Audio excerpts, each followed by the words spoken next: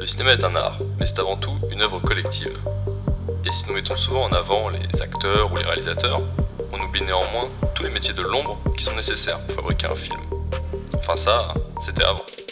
Bienvenue dans les métiers cachés du cinéma. Bonjour à toutes et tous et bienvenue dans ce nouvel épisode des métiers cachés du cinéma où je reçois Jean-Philippe Moreau qui est chef décorateur. Bonjour Jean-Philippe et merci d'avoir accepté mon invitation. Bonjour Florian. Alors pour commencer, est-ce que tu peux te présenter et nous vulgariser un peu ton métier ? Le métier du chef décorateur, c'est de concevoir, étudier, concevoir, réaliser, construire les décors d'un film. Et après, tu as plein de types de décors. Tu as les décors, décors naturels, où on fait des repérages, on choisit des lieux qui sont existants, que souvent on modifie pour le scénario, parce que la Bible, c'est quand même, si on devait partir du départ, on est un peu les architectes du scénario, de la mise en œuvre, du passage au réel d'un scénario. Comme les acteurs sont le passage au réel des personnages du scénario, nous on fait le passage au réel de l'environnement du film, de tout ce qui est décor. Il y a toute la partie décor en studio, où là vraiment c'est des études du dessin, de la fabrication, tout ça, et là ça se passe en studio. Et après il y a aussi tout ce qui est partie jungle studio. Ce qu'on appelle jungle studio, c'est utiliser des infrastructures qui sont souvent des fois vides ou en friche, mais qui ont une singularité architecturale sur laquelle on va s'appuyer pour s'intégrer dedans et fabriquer des décors à l'intérieur, tout en s'inspirant de sa structure, de son aspect esthétique. Voilà. Ok, ça marche. Voilà. Pour toi, quelles sont les compétences et les connaissances principales qui sont nécessaires dans ton métier ? Oui, il y a la curiosité en fait. C'est un métier où il faut être très curieux, puisqu'on change de domaine quasiment à chaque film. On n'a pas de spécialisation. On a dans l'architecture, il n'y en a pas non plus dans l'architecture, mais il y a quand même, on est rapidement, comme c'est très technique, on peut vite être plus à l'aise dans un domaine plus qu'un autre. Une fois qu'on a bien perçu. Nous, la technologie dans le cinéma, elle n'est pas très complexe. Tout ce qu'on fabrique, même quand on part de zéro, ça reste du bois, du métal et de la peinture. Après, il y a toute la. Je vais pas te parler de tous les corps de métier. Il y a beaucoup de corps de métier, mais on va dire que c'est des mises en œuvre relativement simples. Par contre, effectivement, on va passer d'un film des années ou un film qui se déroule pendant la guerre, donc les années 40, les années 30, les années 20, à un film, on peut passer à un film d'anticipation. Donc en fait, il faut pouvoir avoir cette curiosité et cette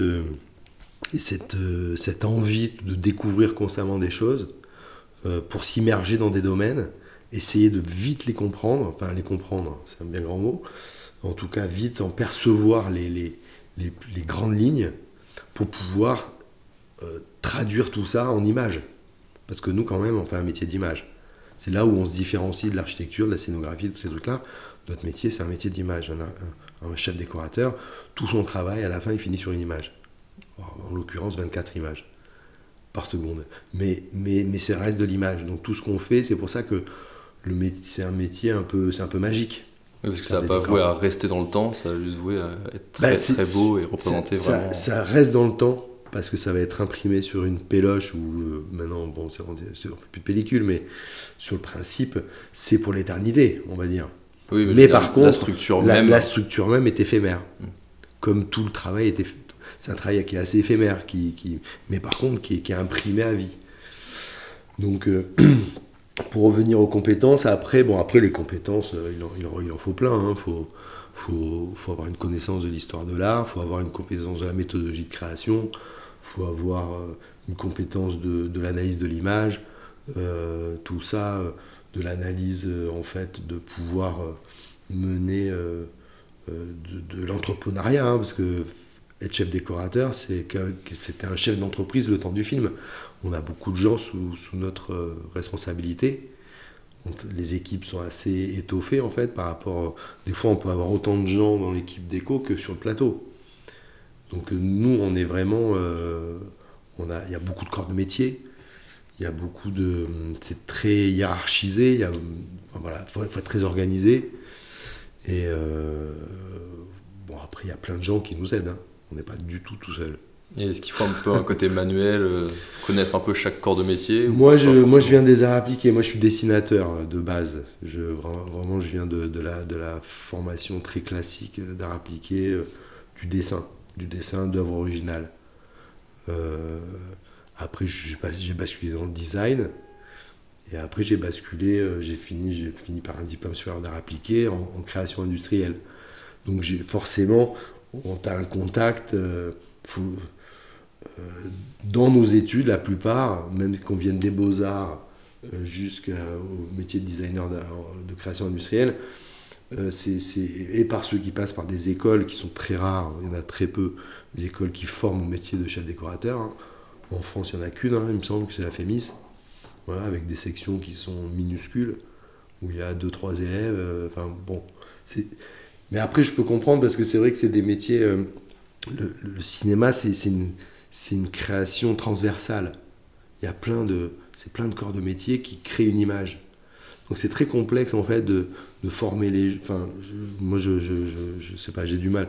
J'ai l'impression qu'il vaut mieux arriver avec un vrai bagage et après s'intéresser au cinéma et venir apporter sa propre méthode de création dans ce métier-là, parce que quand on travaille avec un réalisateur, on est un vrai support de travail avec lui.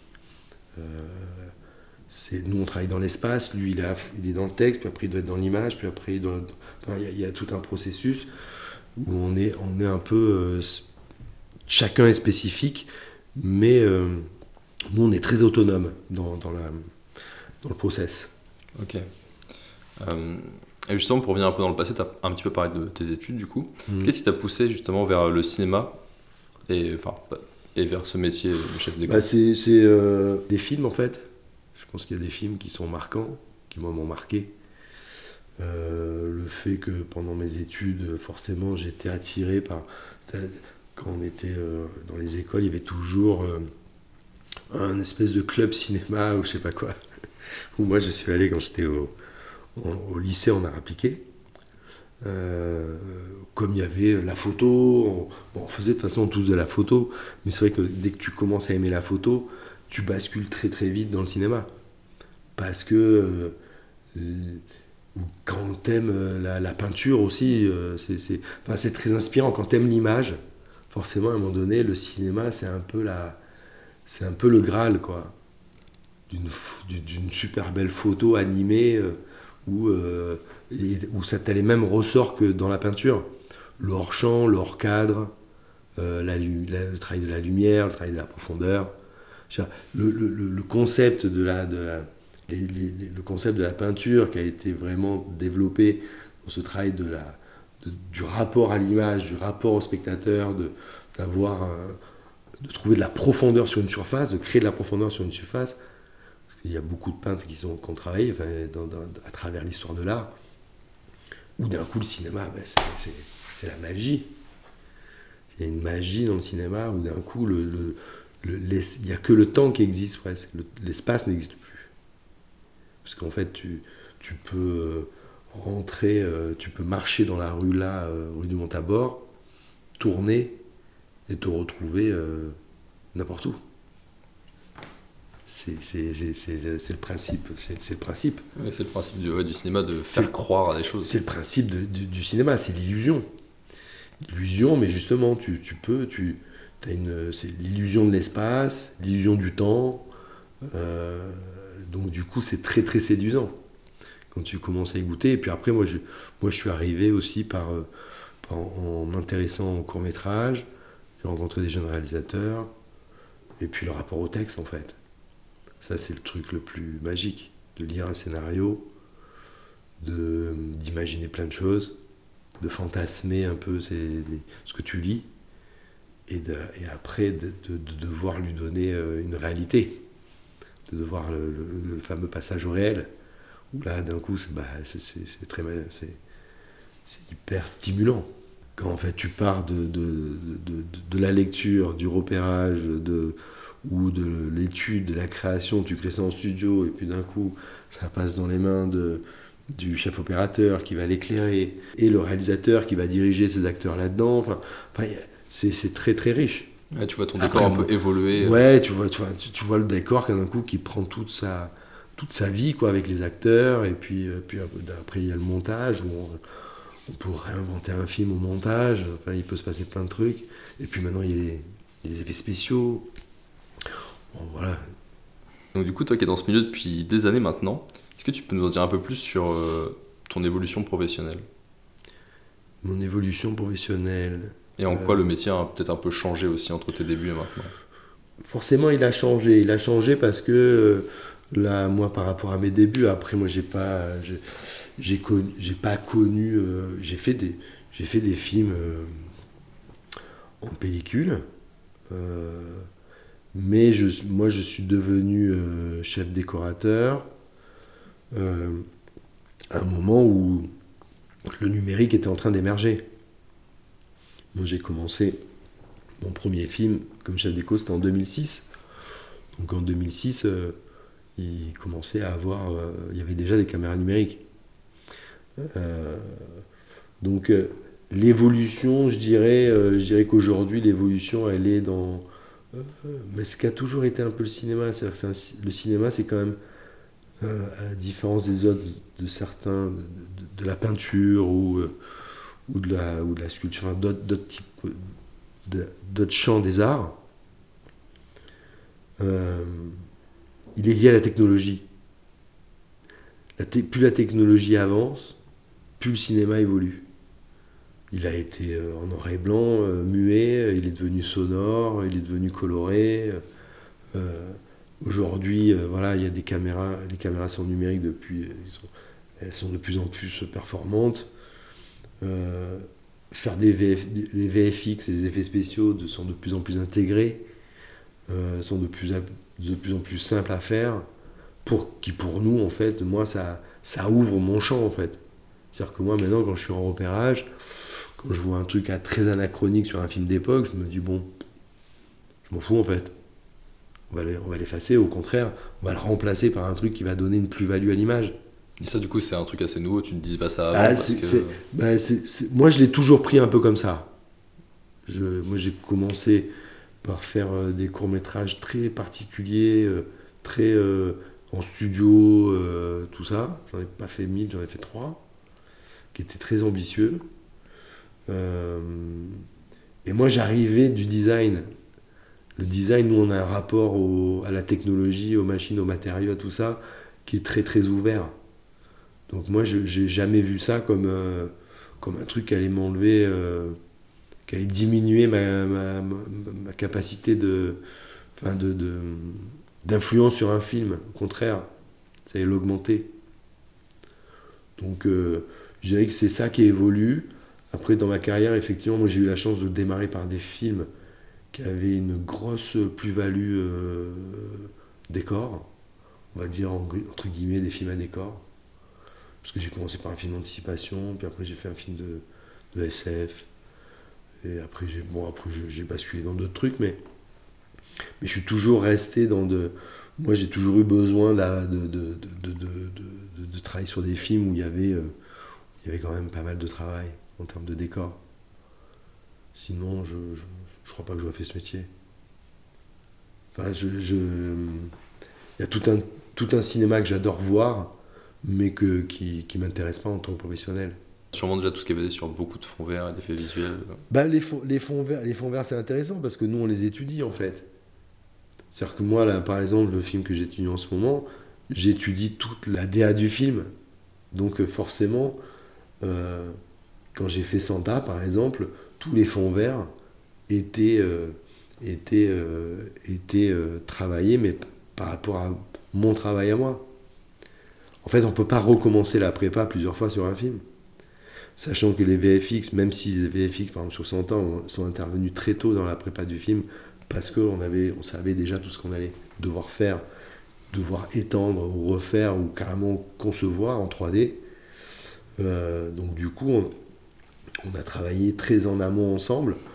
Moi, j'ai une méthodologie de création où je passe par un mood board très précis qui fait un passage en image du scénario assez précis, qui est assez difficile à accoucher. Hein, parce que, bon, il faut faire des recherches, faire beaucoup de recherches. Après, il y a toute une phase de dessin où je vais dessiner vraiment les trucs très spécifiques. Mais tout ça existe, en fait. Après, les VFX le récupèrent et eux vont le traduire vraiment pour l'intégrer dans le... C'est déjà énorme le travail qu'ils ont à faire.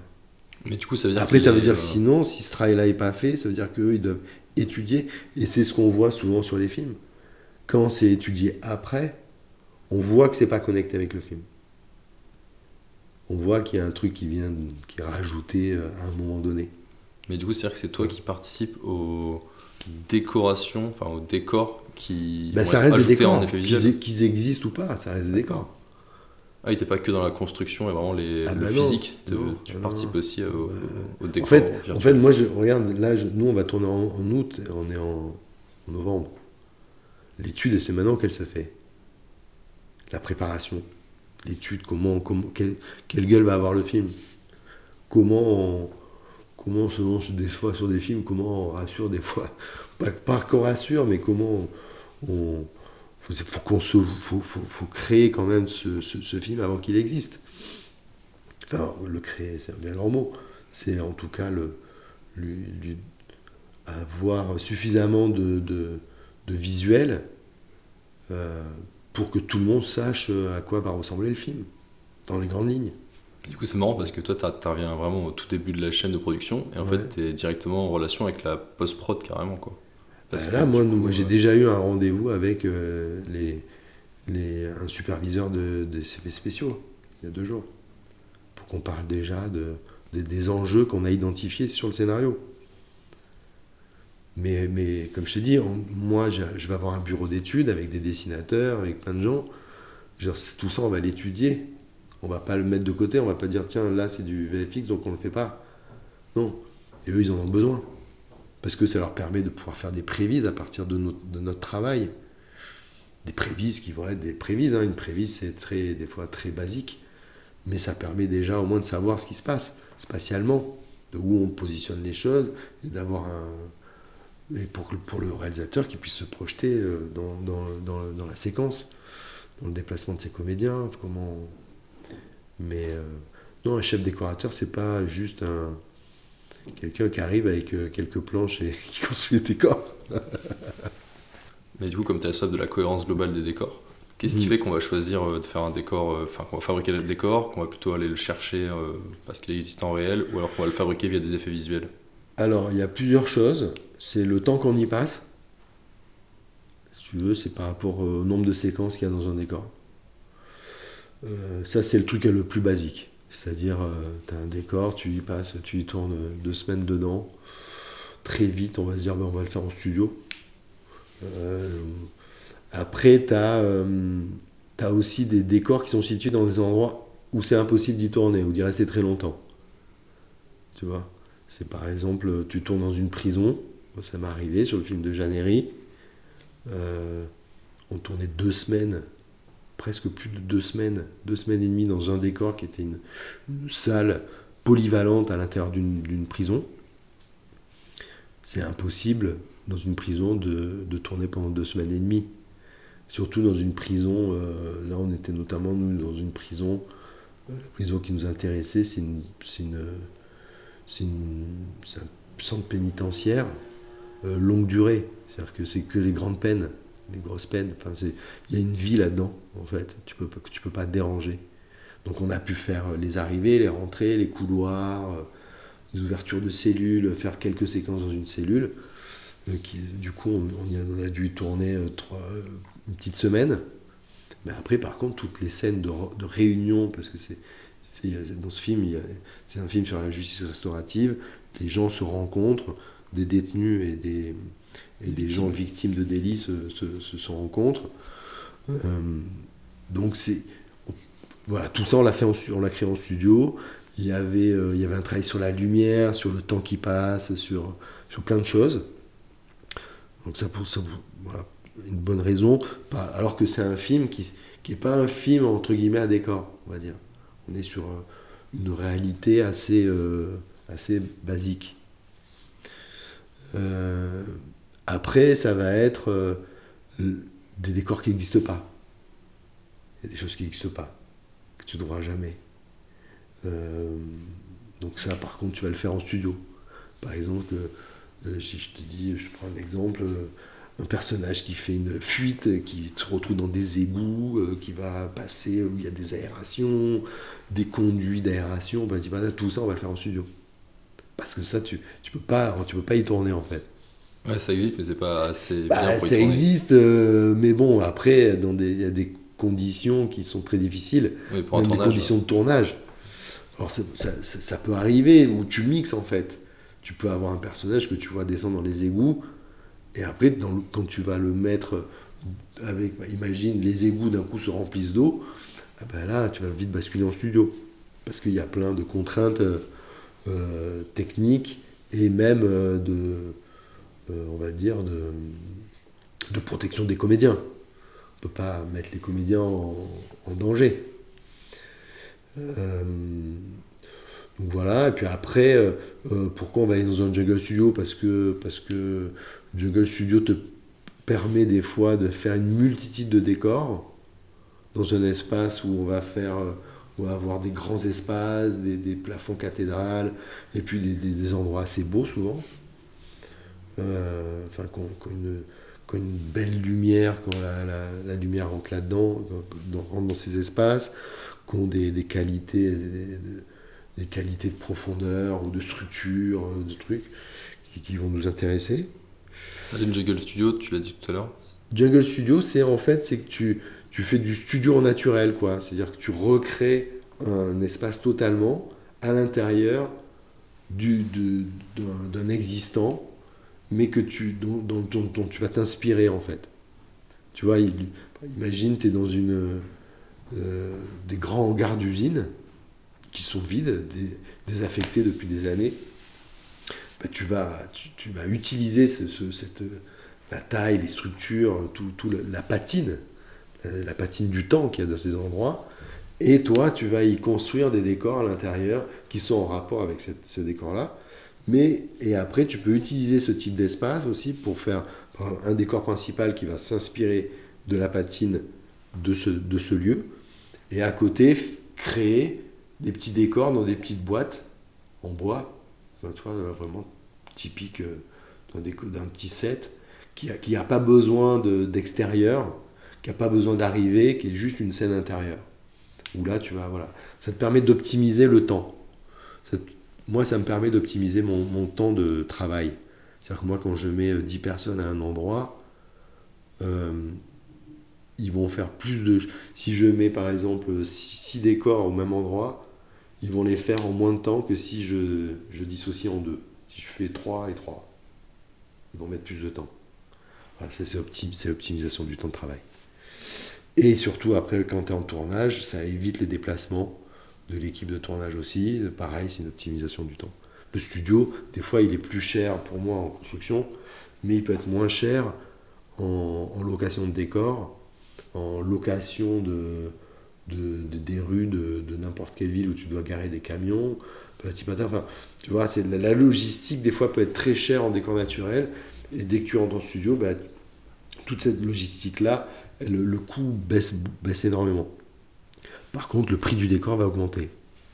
Et la préparation de la lumière, par exemple, va être plus simple.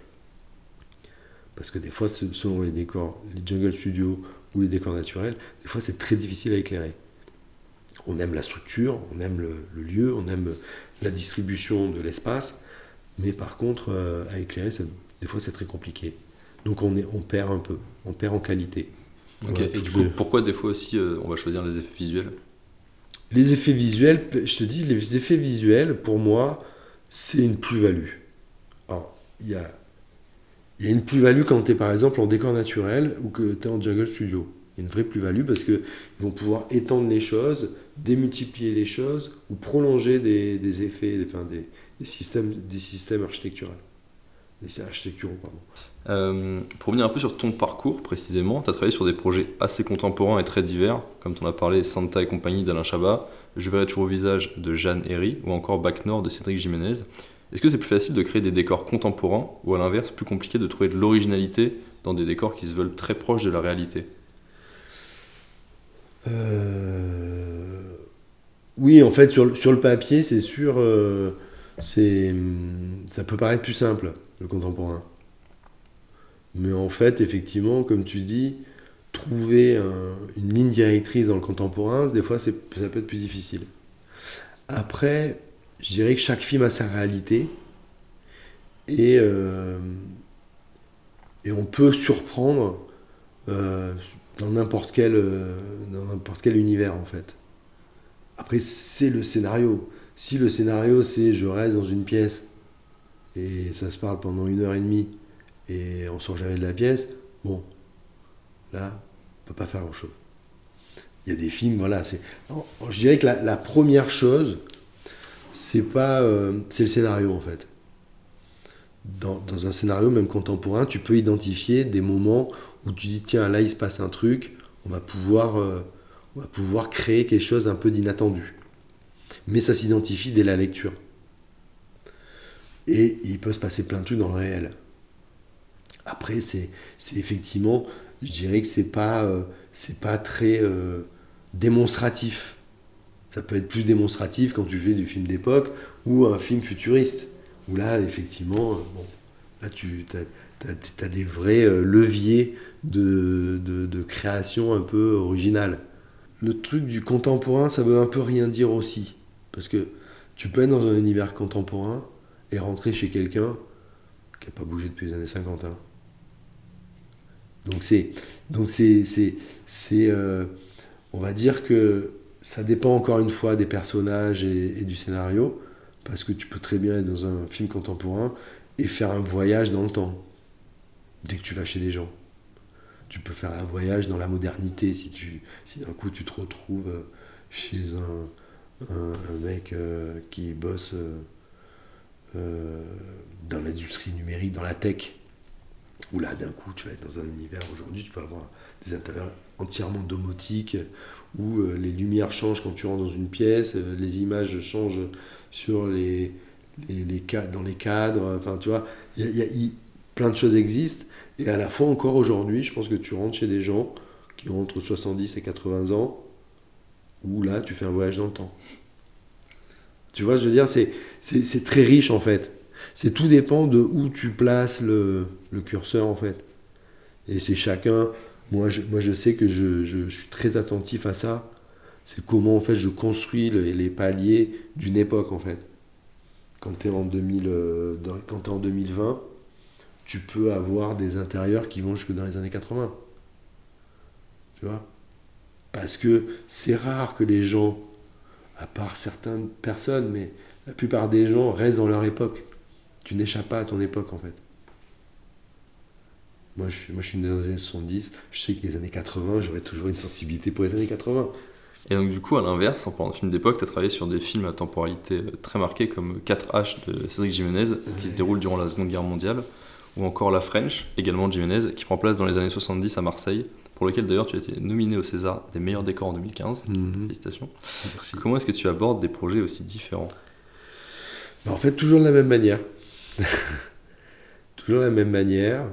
Moi, je change pas vraiment ma méthodologie de travail.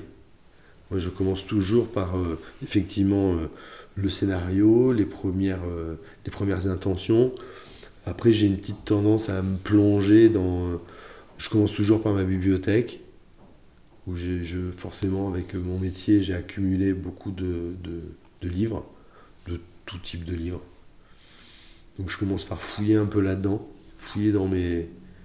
parce que je les connais, en fait, mes livres, qui traitent de la technologie, ou qui traitent de l'histoire de l'art, ou qui traitent de travail de photographe très particulier.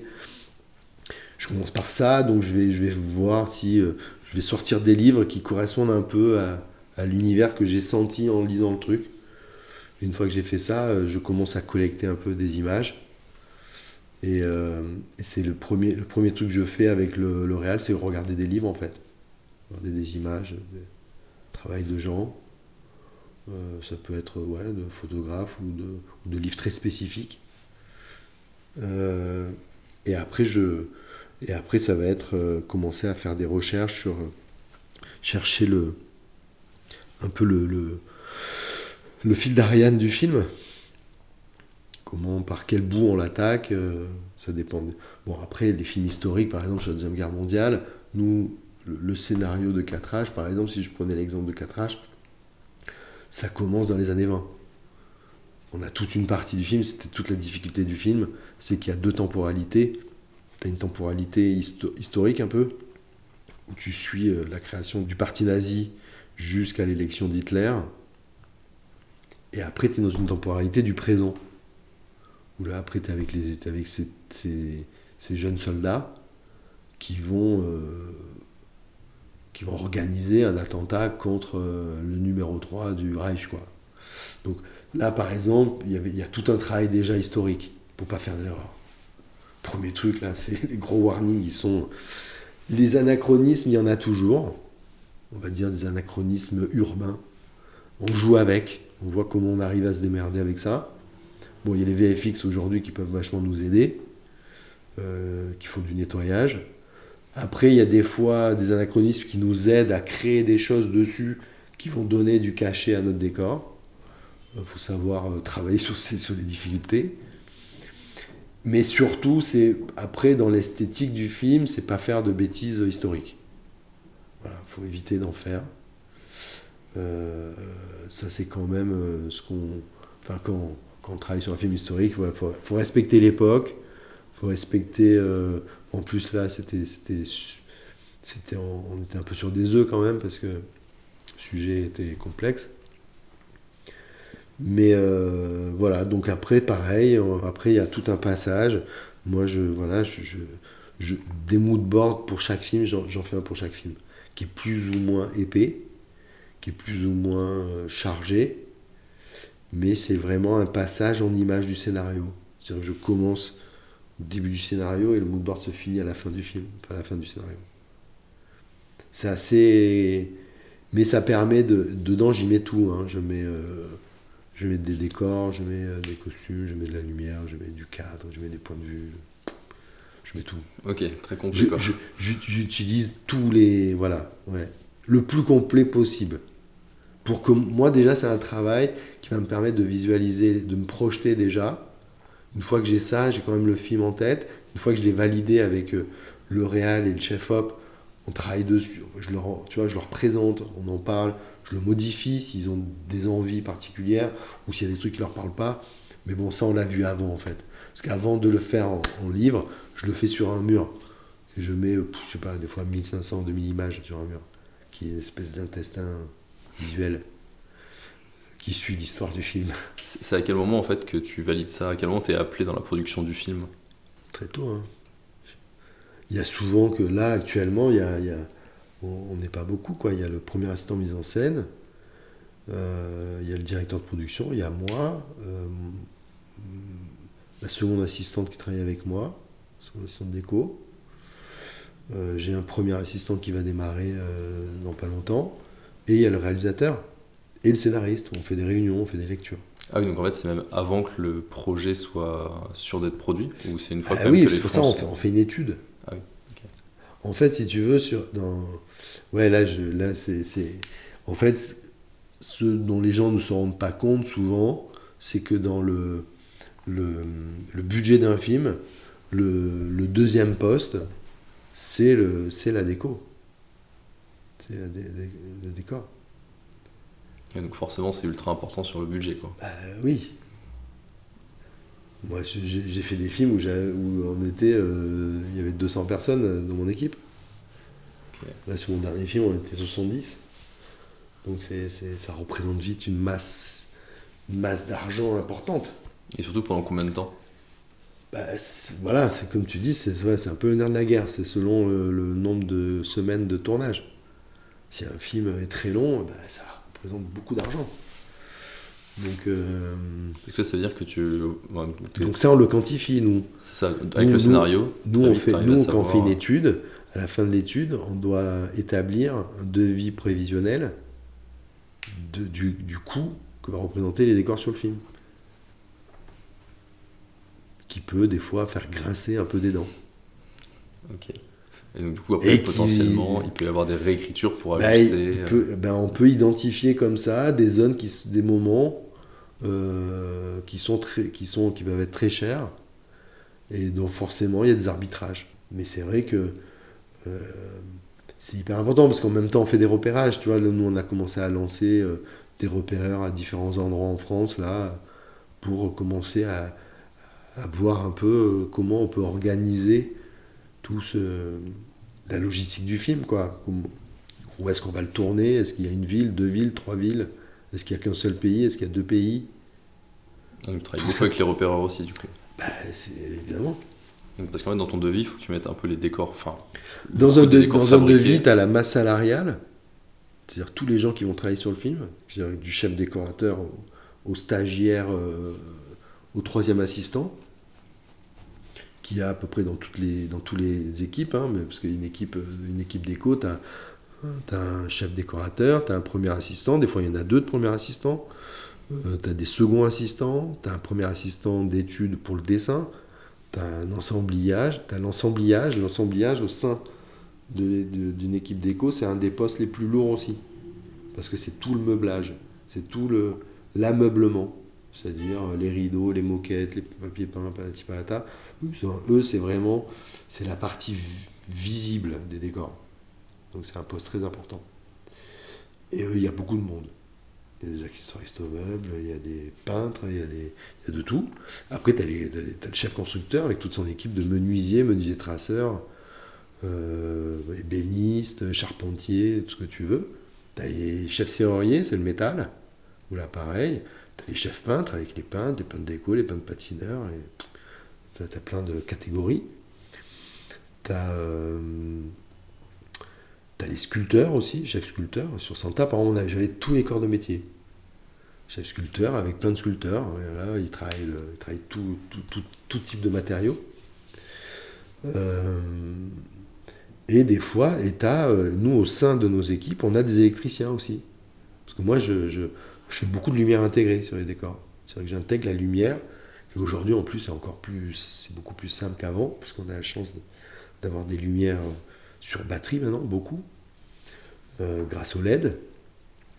Donc on peut très facilement intégrer rapidement les lumières dans les décors, travailler avec le chef électricien, le chef électro et le chef opérateur.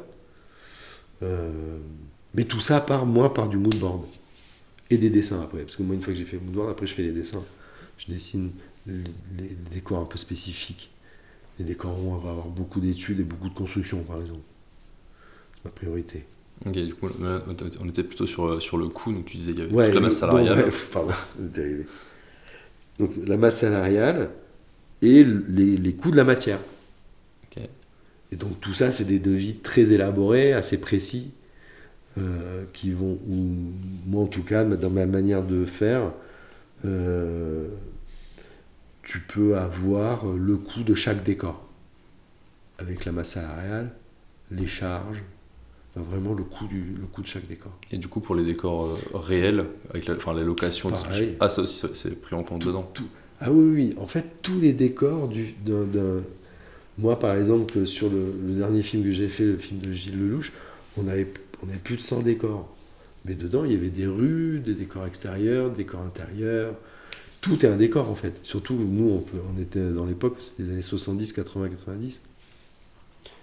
Donc, il y a beaucoup là, pour le coup, dès que tu es en film d'époque, dès que tu sors, dès que tu vas en extérieur, ça devient un décor, un décor important. Les équipes, d'ailleurs, c'est toi qui les choisis, genre ton premier assistant, oui, tous les chefs. Je les choisis, en fait, je leur propose les films, ouais. Je leur propose de travailler avec moi. Souvent aux mêmes gens, et si ces gens-là ne sont pas disponibles ou ne veulent pas passer 6 mois dans le nord de la France ou je sais pas quoi pour plein de raisons, on peut entendre, hein. C'est des métiers qui sont très prenants et c'est pas simple pour la vie de famille, tout ça. Donc du coup, après tu recomposes et des fois tu rencontres des nouvelles personnes, tout ça. Mais il y a quand même, moi j'ai un noyau dur, forcément. Et du coup, à l'inverse, pareil, toi, est-ce que c'est pareil les réals qui t'appellent directement? C'est pareil avec les réals, ouais. Ça dépend. Les réals, ou les réals t'appellent, ou les réals te font appeler. Ou après, des producteurs avec qui tu as travaillé, des directeurs de production, vont te proposer et vont t'appeler. C'est quoi en moyenne le nombre de décors pour un film?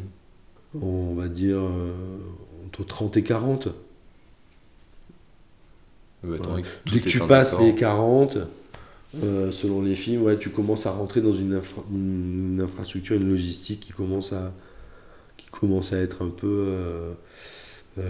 qu'il faut travailler, enfin qu'il faut bien étudier, parce que ce qu'on appelle les rotations, en fait. C'est-à-dire que nous, en fait, une équipe d'éco, elle est tout le temps en étude, en prépa, en montage, en démontage. Tu vois, il y a une espèce de... quand le film avance. C'est-à-dire que nous, on va utiliser la prépa pour préparer les premières semaines, on va dire les 4, 5 si on y arrive. C'est rare. Parce que de toute façon, ça nécessiterait de louer des choses très en amont. Enfin bref, ça fait monter les coûts. Enfin bref, c'est tout ça, c'est pas rentrer dans le détail. Puis même, je les maîtrise pas tant que ça, moi. On va dire, on va préparer les 3 premières semaines sur 3-4 semaines, 3-4 premières semaines.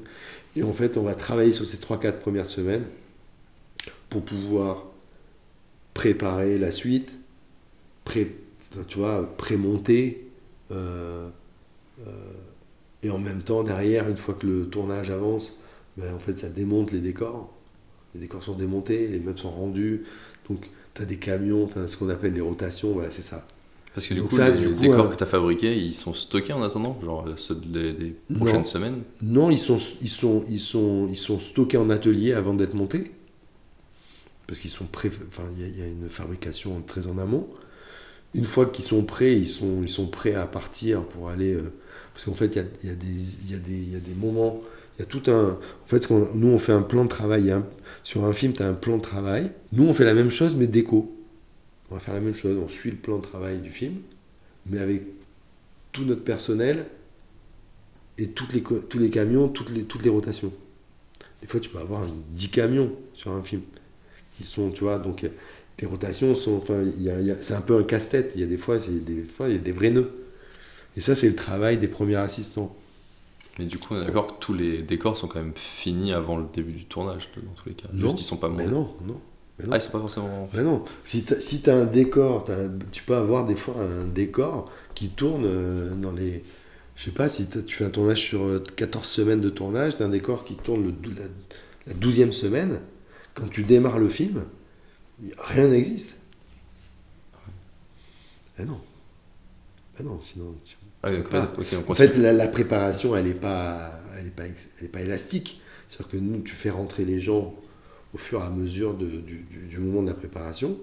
Je te dis, nous, ce qu'on va préparer de sûr, c'est les 3-4 premières semaines de tournage.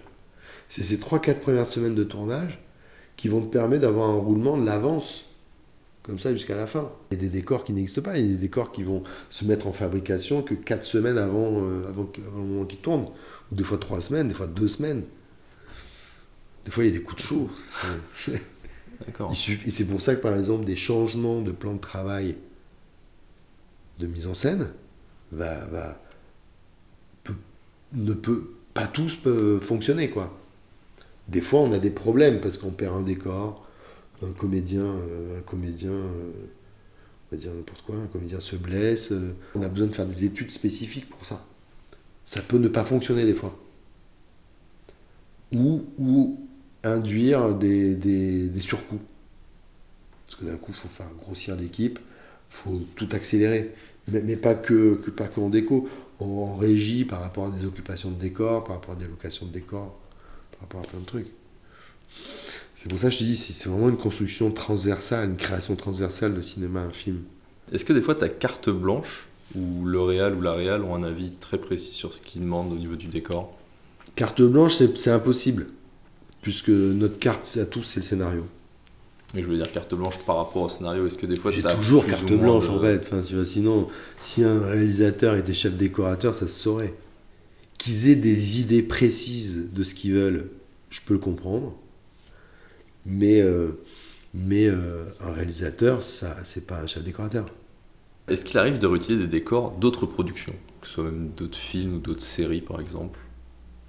Est-ce que vraiment un décor Mais est unique? je sais que, enfin, en tout cas, maintenant, tu sais, c'est devenu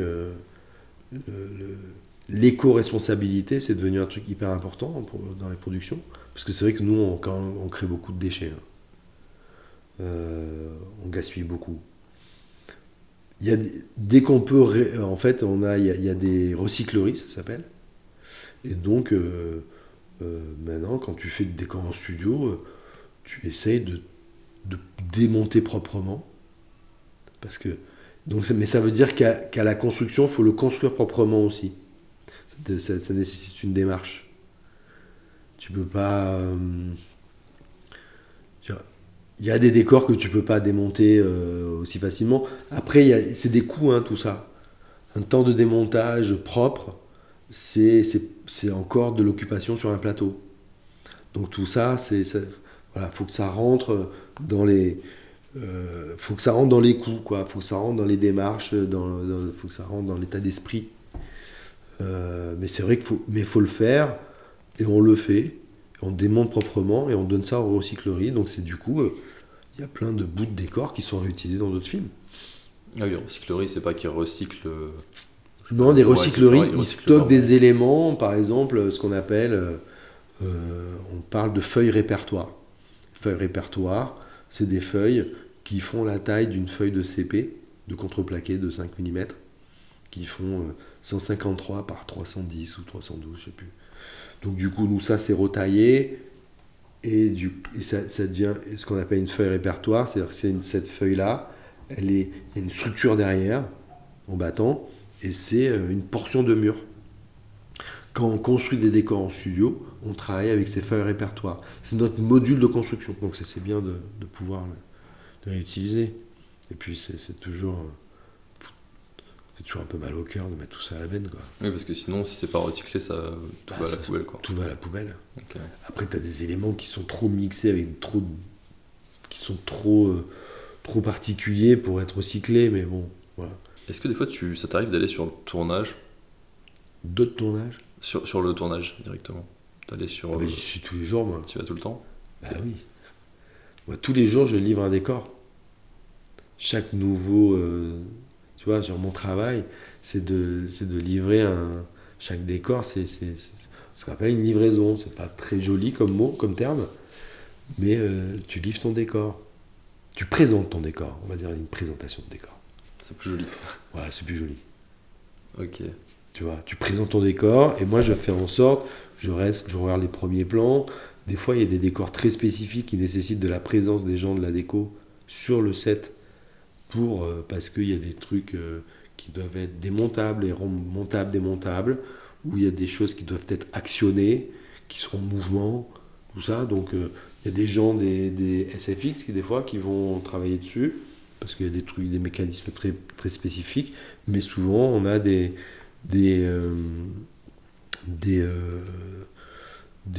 gens de l'équipe de construction ou de peintres, ou des fois des peintres aussi qui peuvent être sur place pour modifier des choses. Et moi, en tout cas, je reste, je peux y passer beaucoup de temps. Ouais. Moi, en fait, je passe beaucoup de temps quand je suis en tournage. Je fais le tournage et mon bureau. Et après, j'ai forcément des tournées à faire sur les décors qui sont en préparation, mais qui sont suffisamment avancés. Je vais pas aller voir des décors qui sont vraiment en prépa quoi. Ok.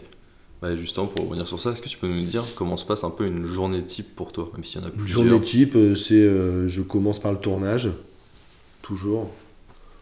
Je passe le temps que je peux, le temps que je dois passer sur le tournage, pour voir aussi, faire en sorte que les choses soient respectées aussi, qu'on a mis en place. Hein. Et après, je partage mon temps entre mon bureau, les décors que je dois étudier, parce que moi c'est pareil, j'étudie les décors, j'ai une chronologie dans l'étude des décors, même les dessins que je fais, j'ai une liste que mon assistant établit et qui les met dans l'ordre de préparation des décors. Tu vois, il faut que les dessins ils arrivent au bon moment, parce que mes dessins vont après partent au bureau d'études, les bureaux d'études vont à partir de mes dessins retranscrire ces dessins en plan, tu vois, en géométro pour la fabrication. Donc après, je fais ça, je fais l'atelier beaucoup, parce que à l'atelier, il y a plein de choses à valider, ou des fois à modifier. Ça arrive souvent. On modifie les trucs en cours de route. On se rend compte qu'en fait, c'est pas si bien ce qu'on pensait. Et après, je vais sur les décors qui sont en préparation, c'est-à-dire en fin de préparation. C'est-à-dire qui sont en meublage, voire en fin de meublage. Ça veut dire que c'est quelques jours avant le tournage, qui me laisse le temps suffisamment, mais j'y passe régulièrement, selon les interventions qu'on y fait. En studio, des fois, je vais faire changer des trucs, la couleur, en peinture, les papiers peints, des trucs qui ne marchent pas, des ensembles de meublage que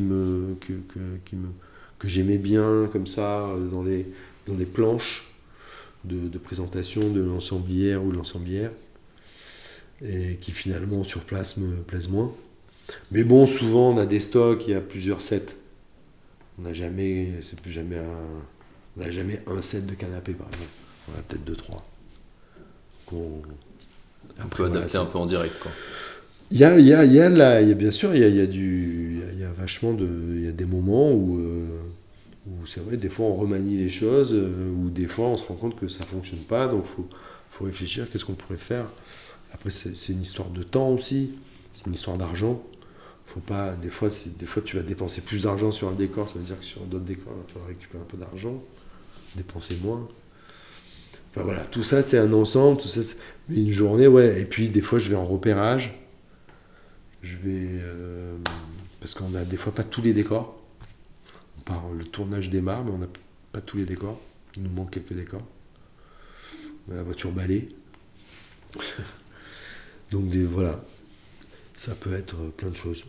Ok. Et du coup, toi, ton rôle il s'arrête à la fin du tournage, ou t'es un peu présent à la post-prod aussi? Non, à la post-prod, je peux y passer, mais non, mon contrat, il se termine à la fin du tournage. Ok. Et d'ailleurs, quand tu parlais tout à l'heure que tu faisais les dessins, les croquis, etc., les schémas pour les constructions, est-ce qu'à chaque fois dans ton schéma, tu as par exemple pour une maison, est-ce que tu dessines genre toute la maison, ou est-ce que c'est pièce par pièce, et est-ce que tout va être fabriqué avec tu vois, les 4 murs, ou alors est-ce qu'on va fabriquer que la moitié justement parce que peut-être qu'on va pas avoir besoin d'un bout de la chambre par exemple à filmer? Ça, ça se fait, mais moi je le fais pas. Moi j'aime bien que quand on rentre dans un endroit, on ait le maximum de possibilités. Voilà. Mais ça, souvent, c'est vu très en amont au niveau des repérages.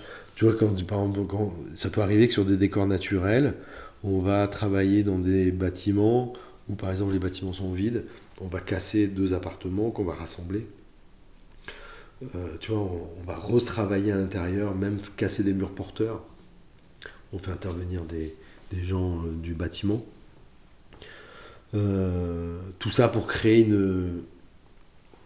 une déambulation qui va forcément nous intéresser, ou qui va vraiment apporter un plus à la mise en scène. Quelle a été pour toi la chose la plus challengeante que tu as vécue sur un projet? Enfin, là où les choses. Le traîneau de Santa, je crois. Le traîneau de Santa, c'était arriver à faire le traîneau du Père Noël, c'était pas rien. Tu vois? On a tous été enfants, on a tous fait au Père Noël. Hein. Ouais, mais là en plus il est un peu custom. Ah ben là c'est le 2.0 quoi. Il a un côté traditionnel et il a un côté un peu Starsky Hutch quoi. Bah, exactement, c'est bien, c'est pas mal résumé. Ouais. Ouais. Et je suis assez fier de cet objet parce que j'en ai dessiné beaucoup. On avait du mal avec Alain. On avait pris une direction avec Alain très éloignée du traîneau un peu classique. Et on s'est rendu compte en cours de route qu'on faisait peut-être un peu fausse route. Donc donc je suis reparti en mode recherche là-dessus. Jusqu'à... Voilà. Et celui-là, je suis assez fier parce qu'il fait la synthèse de tous les métiers du cinéma. Je crois qu'il n'y a pas un seul métier du cinéma, des équipes déco, hein, de la partie décoration, qui n'est pas intervenu sur cet objet. Tous les corps de métier. les peintres, les serruriers, les constructeurs, les sculpteurs, les peintres déco, les mécaniciens, électromécaniciens. Vraiment, on y a tout mis là-dedans. On a mis plein de petites technologies pour la lumière. On a sculpté toutes les petits boutons.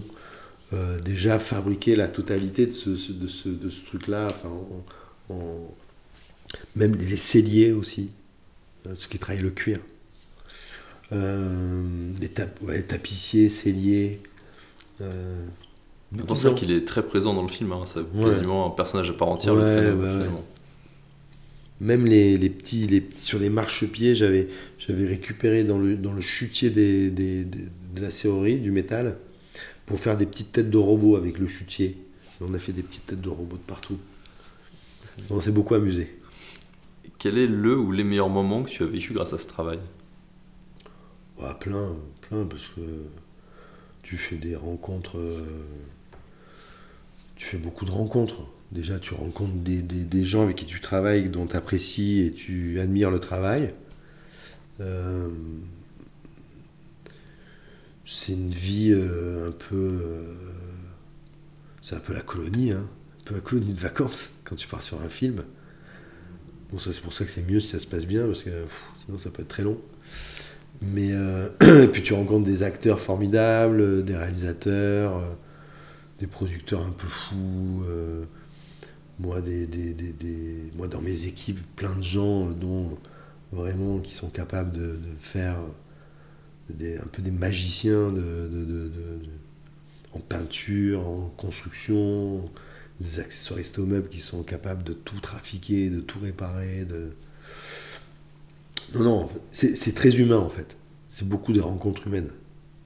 Après, effectivement, il y a eu, je suis très fier de certains films, il y a des sorties de films qu'on a beaucoup aimé, mais avant tout, c'est quand même l'aventure humaine.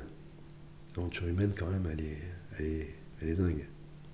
Même chez les jeunes, hein, tous les jeunes qu'on va rencontrer, qu'on va faire débuter, qui vont faire leur chemin, tout ça. Enfin, il y a un côté, c'est un milieu où il y a beaucoup de transmission quand même. Ça reste quand même très artisanal, le cinéma. Est-ce que tu as des anecdotes liées à des tournages ou à certains décors peut-être? Si, j'en ai une. J'en ai une qui va faire rire une personne qui travaille avec moi.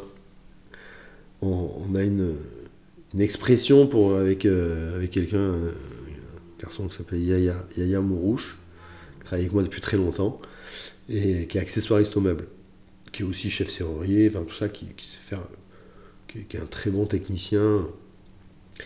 Et on a une expression quand on a un vrai dossier sur un accessoire ou sur un truc assez complexe à faire, on appelle ça, c'est un dossier raquette, parce que sur 4H, on avait une scène où nos deux résistants, ils partent dans la neige, ils sont lâchés en parachute, ils atterrissent en montagne, dans la neige.